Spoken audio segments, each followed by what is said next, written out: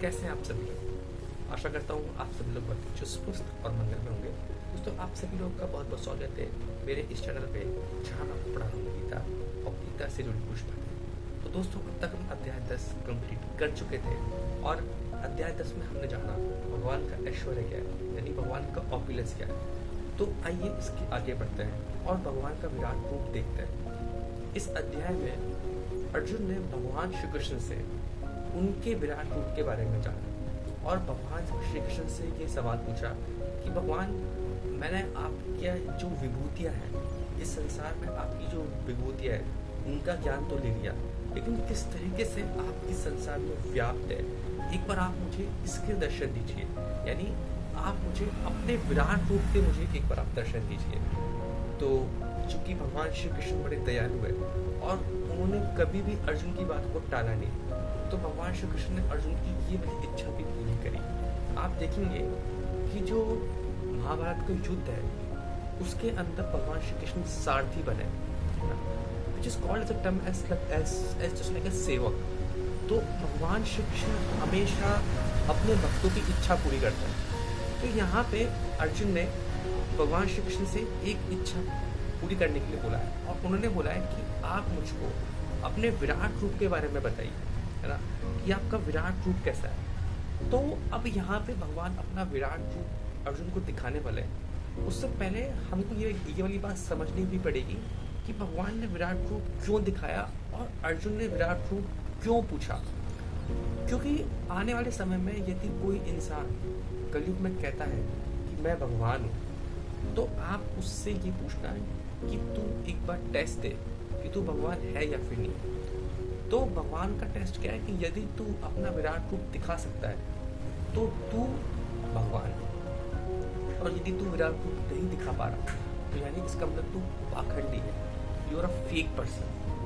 तो ये बहुत ही इम्पोर्टेंट टेस्ट है, ठीक है। तो इस इच्छा को पूरा किया भगवान श्री कृष्ण ने और भगवान श्री कृष्ण ने अपना विराट रूप अर्जुन को दिखाया।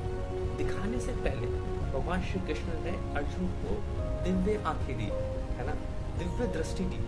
उस दिव्य दृष्टि का यूज करते ही अर्जुन भगवान श्री कृष्ण का विराट रूप अर्जुन ने देखा।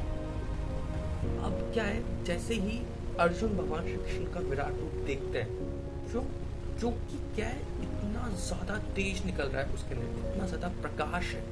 अब भगवान का जो वो विराट रूप है उसके अंदर इतना भयंकर प्रकाश निकल रहा है कि यदि आप 1000 सूर्य को भी यदि आप एक साथ चमकाओगे ना, तो भी इतनी रोशनी नहीं निकलेगी जब उस वाले विराट रूप में निकल रही है। तो यानी वो विराट रूप में बहुत ज़्यादा प्रकाश है, हजारों लाखों सूर्य के बराबर इतना प्रकाश है। उसके बाद क्या है, भगवान की जो विराट रूप है उसके अंदर भगवान की नाभि से कमल निकल रहा है और उस कमल में कौन है, उस कमल में ब्रह्मा जी स्थित है और भगवान शिव स्थित है। उसके बाद अर्जुन ये देखते हैं कि उस विराट रूप के अंदर भगवान श्री कृष्ण ने अनंत ब्रह्मांड दिखाए, एक नहीं अनंत ब्रह्मांड। और भगवान श्री कृष्ण के अनंत हाथ है, अनंत पाँव है जो खत्म भी नहीं हो रहे।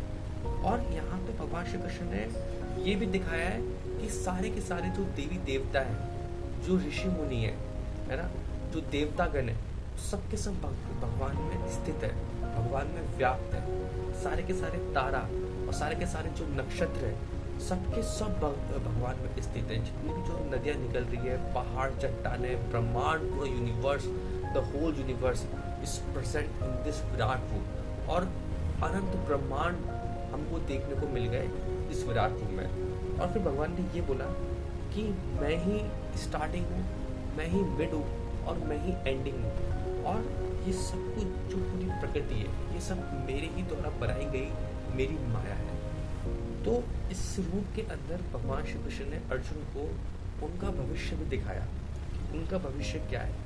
तो भविष्य में अर्जुन ने ये देखा कि द्रोणाचार्य और भीष्म जैसे महायोद्धा वो सब मारे जा चुके हैं इस युद्ध में, और जीत सिर्फ पांडवों की हुई है और कौरवों का एक भी सैनिक और एक भी योद्धा इस युद्ध में बचा नहीं है। अब ये वाली बात क्या है, संजय धृतराष्ट्र को बताते हैं लेकिन दशरथ इतने ढीठ किस्म के इंसान है ना कि ये सब सुनने के बावजूद भी वो इस युद्ध को रोकने का बिल्कुल प्रयास नहीं करते, है ना। वो अपने स्वार्थ के कारण, अपने इनर सेल्फ के कारण कि यार नहीं यार मैं चाहता हूँ कि मेरा बेटा जीते, तो इस भावना के कारण उन्होंने कभी युद्ध को रोका ही नहीं। चूंकि वो राजा थे तो कहीं ना कहीं वो दुर्योधन को ये आदेश दे सकते थे कि नहीं, तुझको थोड़ा बहुत राज्य पांडवों को देना चाहिए, क्योंकि वो क्षत्रिय है और क्षत्रिय कभी भीख मांग नहीं सकता है, तो उनका वो धर्म है राज्य करने का, है ना। तो तुझको अपना कुछ राज्य उनको देना चाहिए कुछ, लेकिन फिर भी, है ना, लेकिन फिर भी उन्होंने ऐसा कुछ नहीं करा और उन्होंने इस युद्ध को जारी रख पाया। तो विराट रूप में हमने देखा कि भगवान ने ये दिखाया अर्जुन को कि देख तू इस युद्ध में जीत चुका है ना। उसके बाद भगवान ने बोला कि मेरी ये इच्छा है कि तू खड़ा हो जा, अपने अस्त्र शस्त्र उठा और युद्ध के लिए तैयार होके युद्ध लड़ और अपने कर्तव्यों का पूरा पालन कर पूरी निष्ठा के साथ, क्योंकि तूने अभी ये भविष्य तो देख ही लिया है कि जीतने तो तू ही वाला है, तो तू उठ खड़ा हो जा और तू युद्ध लड़। और ये जो सारी जो बातें हो रही है ना, ये युद्ध के बीच में हो रही है। जब युद्ध स्टार्ट होने वाला है उसके कुछ मिनट पहले ये सारी कॉन्वर्सेशन हो रही है भगवान श्री कृष्ण और अर्जुन के बीच में, क्योंकि दोनों पार्टियों के बीच में अब ज़्यादा समय नहीं बचा है और इस छोटे से अंतराल में ये पूरी गीता का वर्णन होता है, इन पूरे 18 अध्यायों के बारे में। और इसी से हमको भगवान का ऐश्वर्य, भगवान का ऑपुलेंस, कर्म योग, ज्ञान योग जानने को मिलता है। तो अब इस विराट रूप को में बहुत प्रकाश है ना, बहुत तेज है, उसके अंदर बहुत सारे ब्रह्मांड है, अनंत हाथ है, अनंत पाँव है, भगवान श्री कृष्ण की सारी महिमा, सारी लीला उस विराट रूप के अंदर है। तो अब ये सब देख के अर्जुन थोड़े घबरा जाते हैं, है ना, और वो डर जाते हैं। और उसके बाद वो भगवान श्री कृष्ण को प्रणाम करते हैं कि भगवान मैं आपको मान चुका हूँ कि आप कौन हो, आप इस सृष्टि के परम पिता हो, क्योंकि मैंने तो ये देख लिया कि आप ही विष्णु हो, आप ही कृष्ण हो, आप ही ब्रह्मा हो और आप ही शिव हो, यानी सारे के सारे देवी देवता ही आप हो। और इस विराट रूप को जानने के बाद अब कोई इच्छा शेष नहीं रह गई है। तो ये विराट रूप क्या असली रूप है क्या भगवान का? नहीं, ये विराट रूप भगवान ने अर्जुन को उनकी इच्छा हुई तब बताया। भगवान का असली रूप जो है, जो हम भक्तों के लिए है, वो सिंपल रूप है जिसके अंदर भगवान के 2 हाथ है, 2 पाँव है। और भगवान कभी भी इतने रूड नहीं है कि आपको ये लगेगा कि यार भगवान जैसे आप है ना कुछ इच्छा करी और भगवान ने उस इच्छा को पूरा नहीं करा। आपकी यदि कोई भी इच्छा है तो भगवान 100% पूरा करते हैं, बशर्ते भगवान ये भी चाहते हैं कि आप भी उनकी इच्छाओं को, उनकी इंद्रियों को ट्रस्ट कीजिए। कैसे? उनकी भक्ति करके, अनन्य भाव के साथ में पूरे दिल से उनकी भक्ति कीजिए। उसके बाद जब अर्जुन घबरा जाते हैं और वो अब ये विनती करते हैं कि भगवान मैंने आपका विराट रूप देख लिया है, अब आप मुझको अपना जो चतुर्भुज वाला रूप है एक बार उसकी भी दर्शन कराइए। अब ये सब चीज़ें क्या है, अर्जुन क्यों देख पा रहे हैं? क्योंकि अर्जुन के पास दिव्य आंखें हैं, उसकी मदद से वो ये सब चीज़ देख पा रहे हैं। जब अर्जुन ने ये सब चीज़ें देखी तो भगवान श्री कृष्ण ने उनको अपना चाहे वो चतुर्भुज वाला रूप यानी नारायण वाला रूप दिखाया।